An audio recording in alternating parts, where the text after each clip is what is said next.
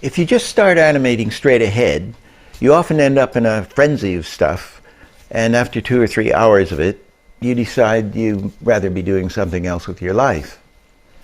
Over the years, the great animators developed a solid working approach, a method as how to go about it, so that you don't get all tangled up in drawings, or in the case of the computer, you end up where you really didn't want to be. So where do we start? And what do we do first? Then what do you do? And what do you do after that? And after that? We'll take a basic walk, a mundane walk, something without much character to it, and we'll begin to block it out. We'll start with the key positions and then the extreme positions.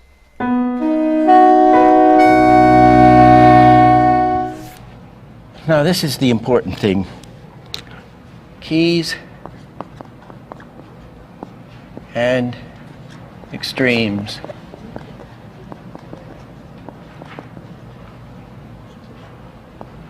I'm going to circle the keys. I mean, animators love curves, and curves are beautiful to watch, so they tend to circle all these drawings. You know, I'm drawing 1, here's 5, I'm circling them, and you know, I'm circling 3. I had a Polish animator once, Stepan. He would go down the page. Take this column. You'd go 1, 2, 3, 4, 5, and it was just circles all the way down the page of the numbers. And I said, "What are you doing that for?" He said, "This animation is round, is circle, lovely, lovely." So we love circles. But the idea was that your key is a storytelling drawing. The keys are you can use a key as an extreme, but the extremes are not keys, if you see what I mean. Your key drawings, they are the storytelling drawings. If you did a stick figure storyboard, or a good storyboard, I mean, and I'm just going to walk in and pick up this, and I'm going to write something here. If I were to draw that on a storyboard, I'd probably draw the character coming in, right? That would be drawing 1, maybe. That would be a key, right? What's the next storytelling drawing? It isn't here. It isn't, it's here. It isn't this step. It isn't that. It's this. It's touching the contact drawing, like storytelling drawing. Key, key, key. It's probably at the end of having written something. That's how to think about it. What are your keys? You can then film them, or if your positions in the computer, here's the creature, or whatever. He does this, and he does that. 3 key positions. And you circle them. Now with our, with the graphic animation, you would draw, you might figure it out in little tiny drawings, those keys, and then you do a decent drawing of the character. You do your first position. You get a nice drawing of this guy here. And then you get a nice drawing here and a nice drawing there. You've already got your 3 storytelling things. You can film them on the video. The director will know what's happening. You can see the timing crudely from those 3, and you've got confidence.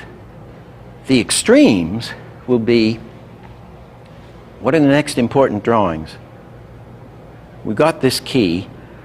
Obviously, the next thing I'm going to do to draw, having gotten these 3 fence posts or supports or pillars, is this step. He's going to go here, right? That, and we're going to call this the contact drawing, not where the foot is down, and certainly not when it's down here taking the weight. It's going to be extreme, key, extreme where the the heel contacts the ground, or if maybe the thing contacts it all at once, the whole foot, but for sake of argument, where it contacts, that's your next important drawing, right? The next one, the next extreme is going to be that drawing, where I contact the next foot. And I would say maybe, I think, did I do that?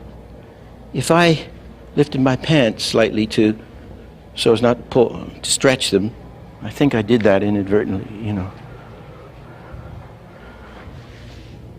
Okay, so key, contact, which is an extreme, contact, which is an extreme, that's an extreme. Then the next one would be the contact, just where the fingers are touching.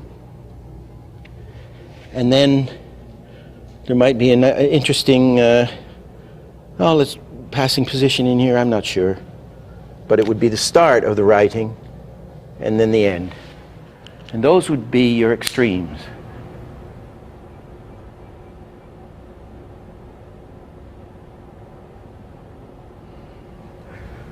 Today everybody's calling, in the normal animation, they're calling extremes keys and key animators, and it's rubbish.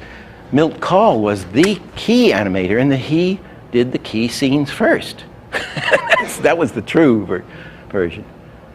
And when I finally got to see him work a lot, I'd say, why did you circle that drawing? He said, oh, that's my key drawing. I said, what do you mean? He said, well, that's the drawing I'm working on. That's the important drawing. I remember I went into Frank Thomas one day, and they were working on the Aristocats. And he's drawing this cat up a tree, smiling, chatting up the lady, sort of like this, I don't know, like this, up in a tree. And he's singing this song, and he's chatting up the lady cat down here. And he said, God, I've been on this goddamn drawing all day. I mean, oh geez, I can't get it right. You know, I'm having a terrible job. I said, he's having a terrible job doing one drawing? God, how's he ever going to get any work out? You know, if he's spending all day doing one drawing, or all afternoon. And later, I realized, of course, what he's doing is he's doing the key. That's the important drawing in the scene for him, and he was working in and out of it. You know, he's going to use that, he's going to bring into that drawing, he's going to stay there and do his performance based around that drawing. So that is a vital drawing. He has to get it right. Now, what happens often, having done your, say we got this one, having done this one, having gotten these ones down here, or the extremes, and maybe in anticipation you might put in as another extreme here before he touches it. You might find by the time you get down there, you want to change the foot, or you want to change the arm, or it just doesn't feel, you want to change it. So you rub a bit of it out, and you change your key. That's often happens, right? And then you come up in an interesting way, and then you write. You do the extra drawings. That's how to think about it. Now in a minute, we're going to come to the next complication, which is the drawing between drawing one and the first contact, between the key and, say, the first contact, which is going to be the passing position in a walk, or the breakdown. I never know what to call it. I mean, it's the middle position. We'll come to this, but you can see in a walk, in a normal person's walk, we do this. You do the steps first. Click, click, click, draw this, draw that one, draw this one. They're all extremes. And the position in the middle on a normal walk of a person, the hips go up and the head goes up on the passing position. Normally. So, drawing one, up, there's your passing position, smack in the middle, two, passing position, 3, passing position, 4, passing position, 5. Okay? That's how we think of a walk. So, here are the keys which tell the story like a comic strip. Here are the extremes. Most of them are contacts. Now, break the scene down into middle positions, called the passing positions or breakdowns. Then we add our in-betweens, and we've done the scene.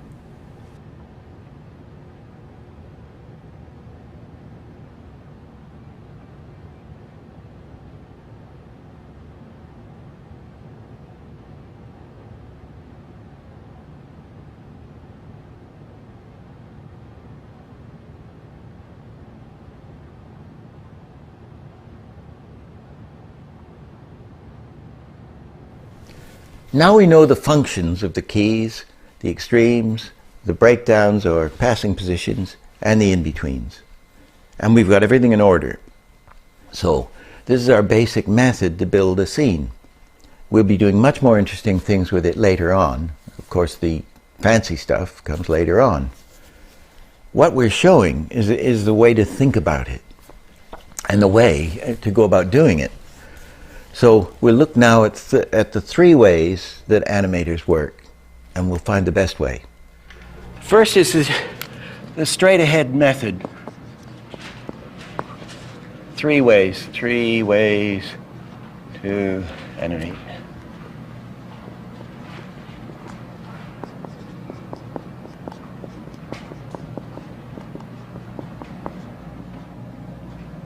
Which is just start drawing.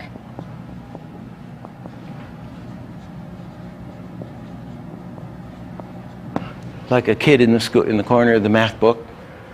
You just get your paper and you think what you're going to do, take a deep breath and start.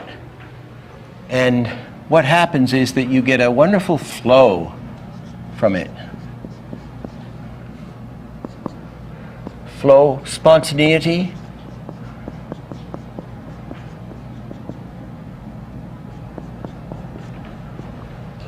Things occur. Inventions occur, strange things occur. You're going to start walking, here we go.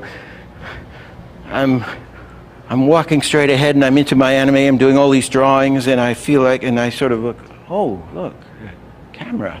Well, that's interesting. I'm doing an interesting movement here. And oh, where was I? I'm picking up there, and well, things occur, and some of them very nice. Interesting things occur, I'll just put. The natural way. See what happens.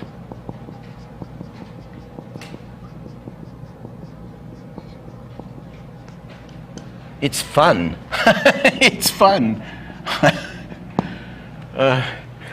The bad thing about it is, and you can put your numbers on afterwards. You know, you're doing all these drawings, unless they fall on the floor, and then you're really in trouble. But you can work fast in a heated form.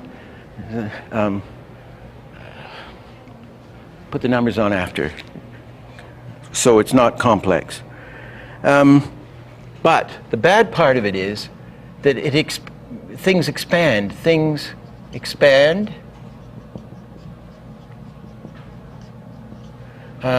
We lose the point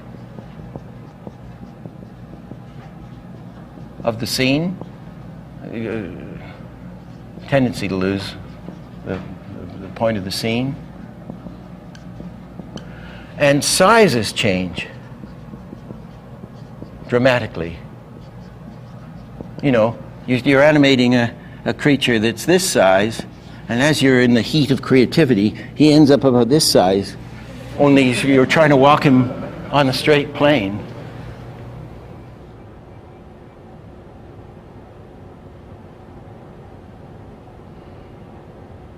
You know, and the hilarious thing, Ken Harris and I used to work this way together, and we had a system in the end where I'd do a bunch of stuff, and then he'd get angry, saying, "Oh, God damn it, you're animating everything."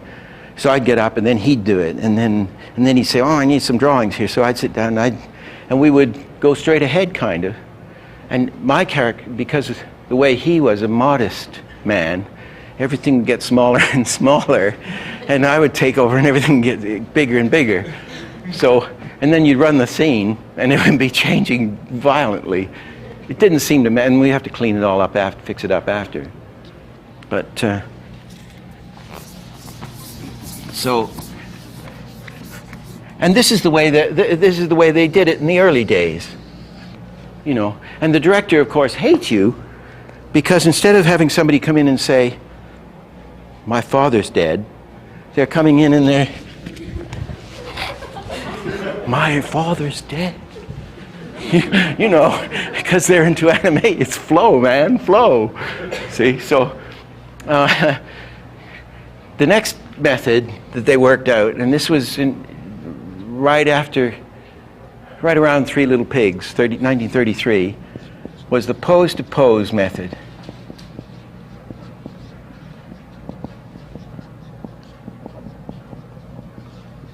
There's a quote of Disney saying, "I'm sure that there's a scientific approach to this stuff."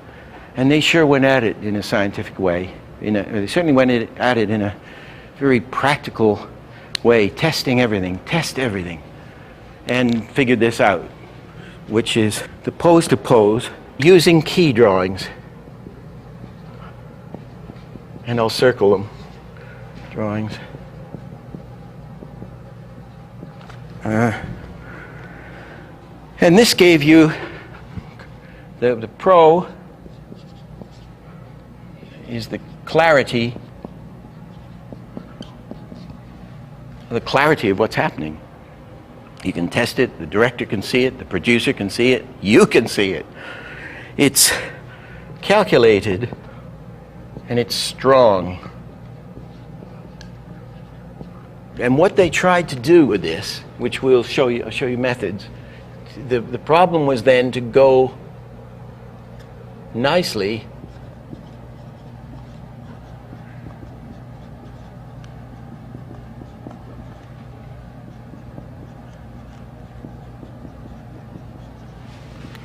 so if we got a happy fellow, oh no, let's say he's sad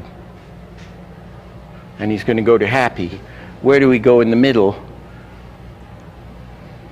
to go nicely from one to the other? See what I mean? But you know where the hell you are, you know how long the scene is, and you're doing your job. I mean, you're fulfilling the function of the scene, and it's also very easy to assist. Easy. The producer loves you because you can put charts on it, and have the assistant, have other people do the work, a lot of the work. And it doesn't strain the milk of the, say you have one good animator who's got to cover a lot of territory, he can do some rather nice drawings or clear positions, and everybody else can, with indications however you do it, everybody else can then slave away carrying it through. So that became, for quite a while, the method they used. Oh, I haven't put the contrary.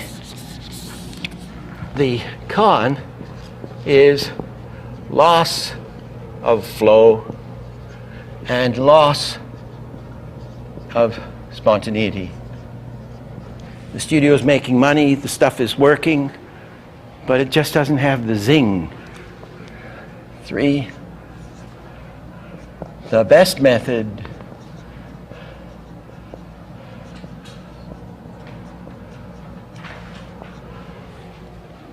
which they developed later into a system is the combination of both, obviously.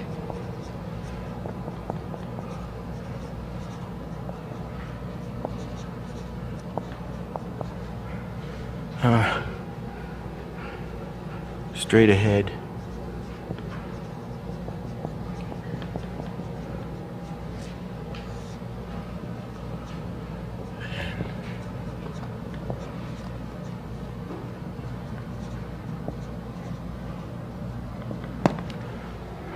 Here's what you do. First,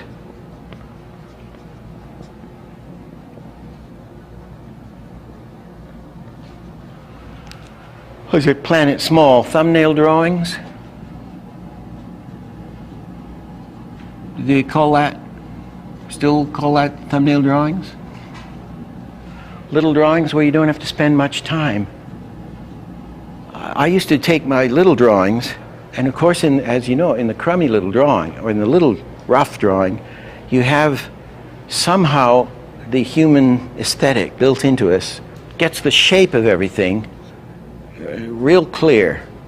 And you blow it up, and then I just try to do a nice drawing on top of this thing. If I didn't, I'd have an enormous trouble doing the big drawing.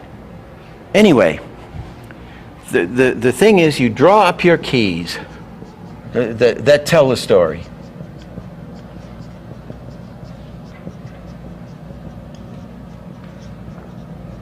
And they usually are the storyboard drawings.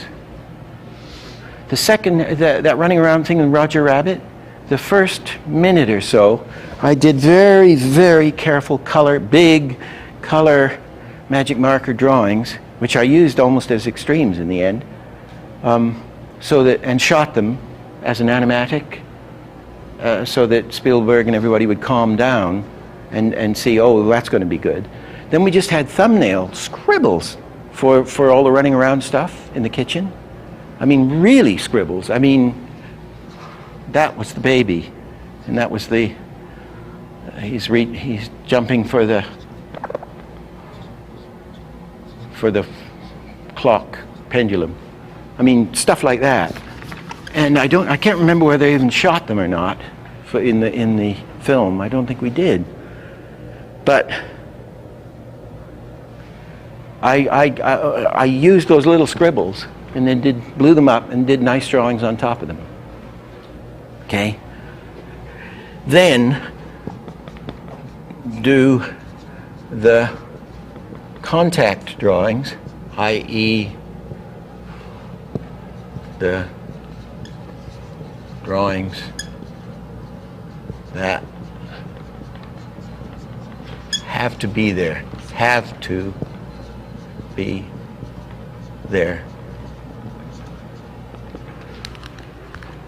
If it's a drawing where I'm coming in here and I'm going to push this forward, I wouldn't do it where it's gripped. I would do it just where if the palm is hitting, where the flesh or bone or whatever it is contacting the thing. That drawing is going to have to be there, right? And then it's going to push. That's another contact. I mean, that's another extreme. That's another extreme. Okay? And you can test those. You can test that. Dump, click, click, click, click, click, push. You can test it out and see how the timing is, how it is, and you got your structure. Having done that, we've now got the best of the pose to pose method. It's clear and Then do several straight ahead runs.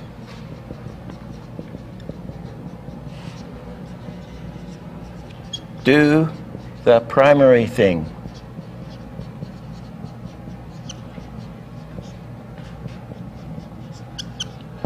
The main thing, and get it right,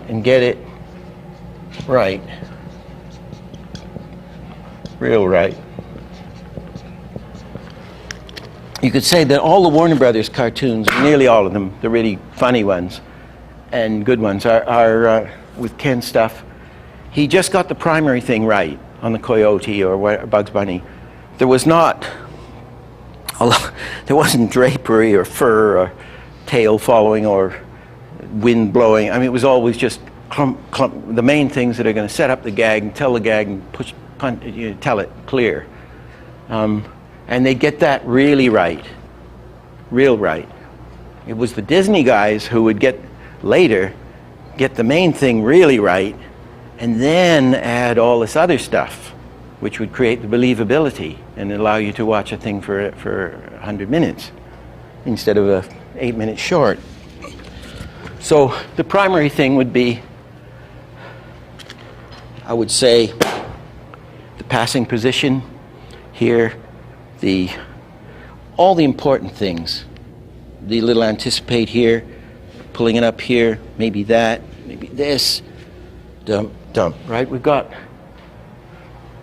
get it right. Now, you can also have, and I might, before you do that, I'll just put a question in. Break it down roughly. To put in before, roughly. So I'm talking about putting in passing, i.e. passing positions.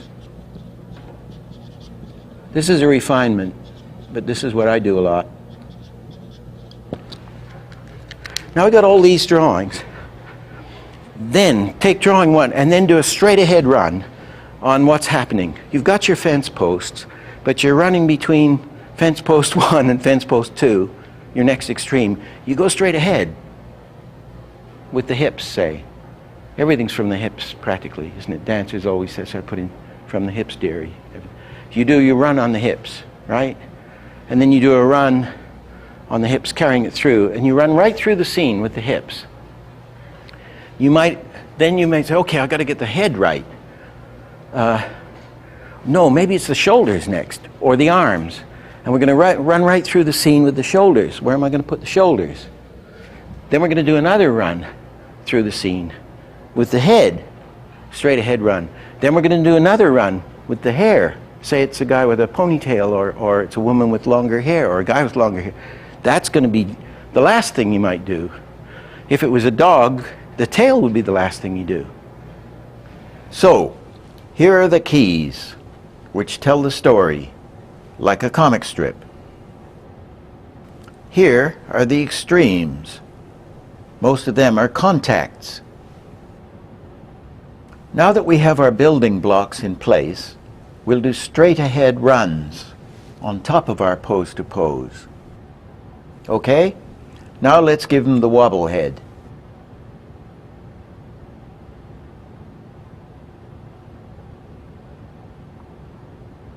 Now let's give them a ponytail.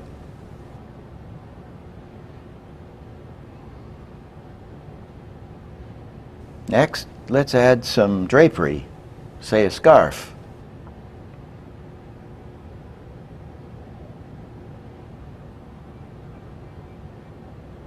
And there's no end to it.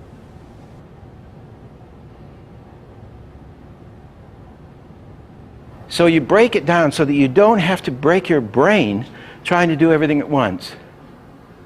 And it's kind of a calculated, you get a calculated building mechanism to put in these keys and extremes in a cold-blooded fashion. And you don't even need to number the drawings particularly, maybe the keys or something. And then you do these straight ahead runs in different colors, however you do it. Separate, and you get this wonderful flow which is sitting on a real nice structure, right? The director still loves you, the producer loves you, time's running out because you're doing a lot of work, but you get a really wonderful result. You get a beautiful flow and a structure at the same time.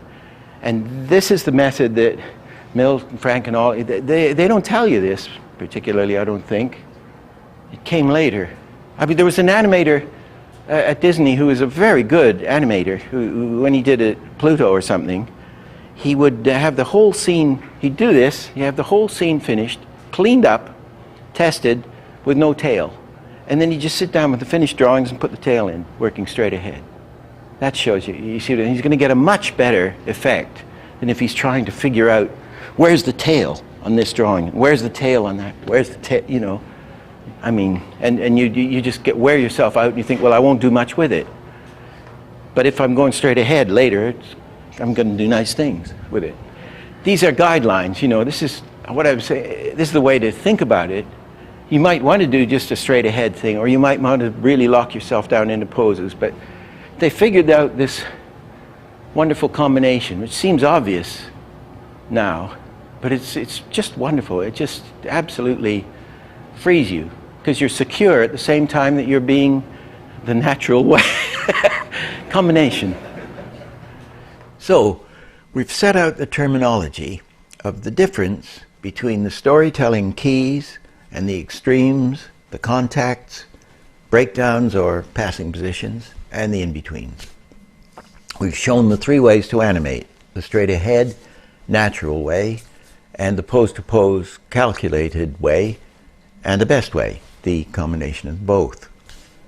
In the next session, we're going to do more on timing and spacing, and some nuts and bolts stuff that you really do need to know.